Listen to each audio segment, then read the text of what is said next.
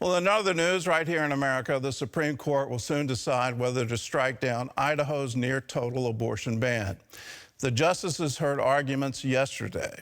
Pro-life advocates say the case is an attempt by the Biden administration to reinstate a nationwide abortion mandate. Lorie Johnson reports.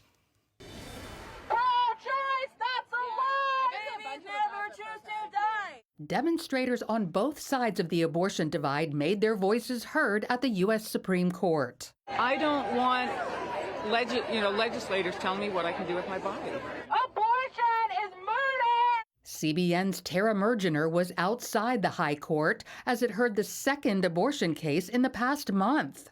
The outcome of this Idaho case will have nationwide implications, particularly in other places like Texas, that will only allow an abortion if the mother will likely die otherwise.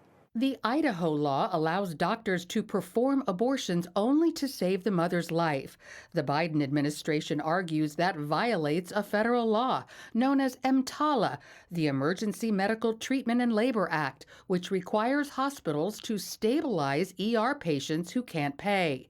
Idaho denies the charge. Idaho's law and EMTALA are consistent.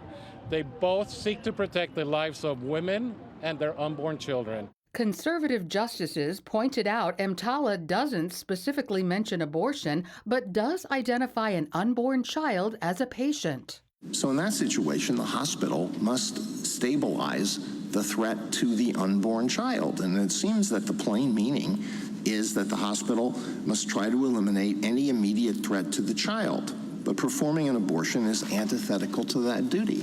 The Biden administration says EMTALA requires doctors to perform abortions in cases where a woman's health is threatened, not just her life. For example, a lot of times a pregnant woman in distress, she might start suffering liver damage or kidney malfunction. Attorney Josh Turner, representing the state, suggested that could be interpreted to include mental health. He accused the Biden administration of trying to use the federal law to reinstate a nationwide abortion mandate. There are 22 states with abortion laws on the books. This isn't going to end with Idaho because all of the states that have abortion regulations define the health and the emergency exception narrower than EMTALA does. And so this question is going to come up in state after state after state.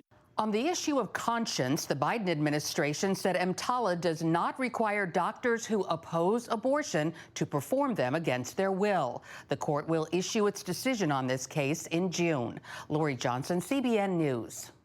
Just from a legal theory standpoint, we were looking to the courts to legislate for us because we can't figure it out.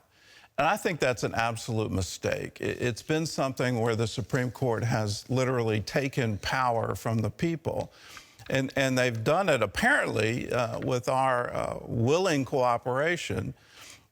Democracy is messy. Passing legislation is messy. You have to have full debate. You have to have people participate in all of that. And we want unelected judges to decide these things for us. We need to stop that. It is antithetical to the Constitution, which begins with these words, we the people.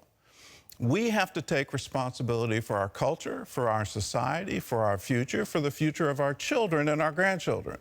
That is on us. We can't delegate that away to unelected judges.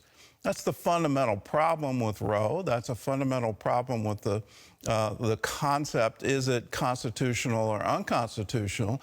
And if you view the Constitution as some kind of, quote, living document that you get to make it up as you go along and determine, well, it's not in the four corners of the document, but it ought to be, or we think it should be, or this is what Europe is doing and we ought to do it too. No, that's not the proper function of judiciary. It needs to be very conservative in its interpretation of constitutional rights. If it's not spelled out, what is spelled out in the Constitution, these things are left to the states, and that's where it belongs.